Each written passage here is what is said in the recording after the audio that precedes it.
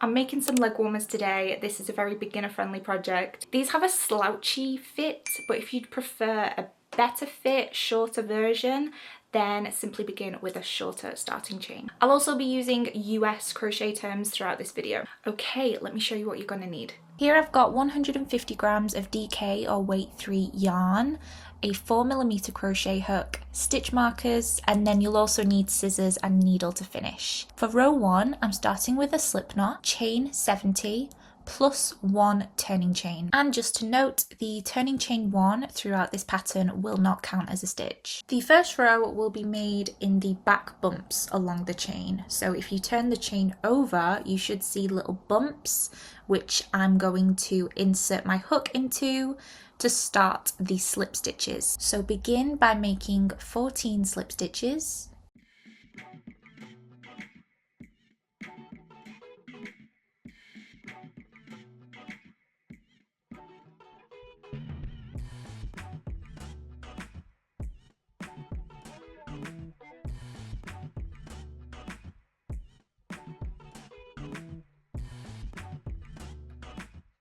Then using a stitch marker, I'm going to mark the last slip stitch.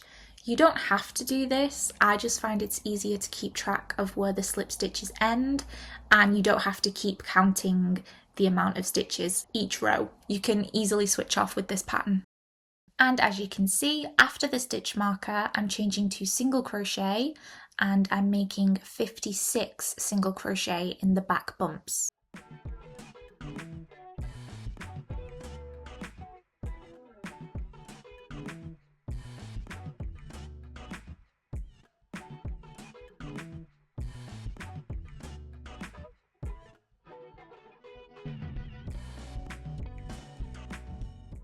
Row 2 now, chain 1, turn the work over, and I'm making 56 single crochet, but this time I'm making every stitch in the back loop, and I'll be making every stitch from here on out in the back loop to create a ribbing effect for the leg warmer. Once I'm back at the stitch marker, I know this is where I need to begin my slip stitches. So here I'm taking the stitch marker out, making my first slip stitch in the back loop, then making sure to put the stitch marker back where it was, then continuing with slip stitch in the back loops. So this should be 14 slip stitches to the end of the row.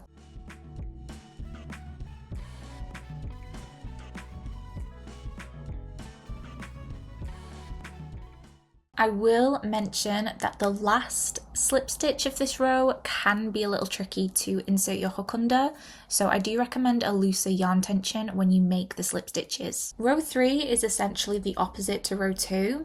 Always start the rows with a chain 1, turn the work over, and this time start with 14 slip stitches in the back loop and then 56 single crochet in the back loop. Just remember to always take the stitch marker out when you make the last slip stitch and replace it back where it was.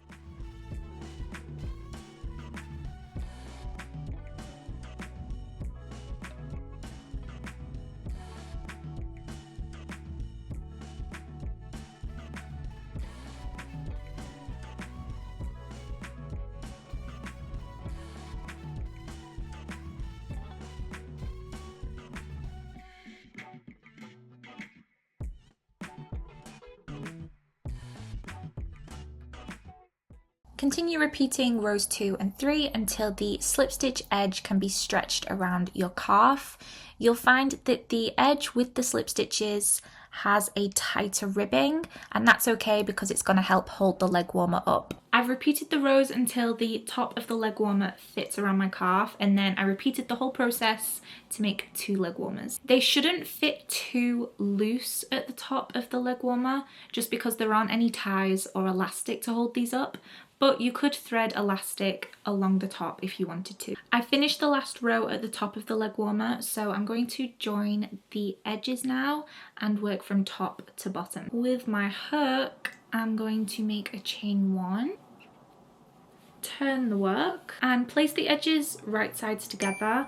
It doesn't really matter which way that is because both sides look the same, at least to me anyways. Just make sure you are consistent with both leg warmers. And then to join, I'm just going to use slip stitches. Just make sure that you are lining up the stitches parallel to each other on each side. So this is the final shape of the leg warmer, and as you can see, I haven't joined the leg warmer all the way to the bottom.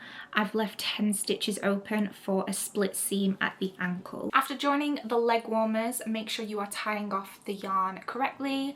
Sew the yarn ends inside the leg warmer and then turn them inside out so the slip stitch seam is on the inside. If you have any questions, leave a comment below. Make sure to subscribe for more crochet content like this, and I'll see you in the next one.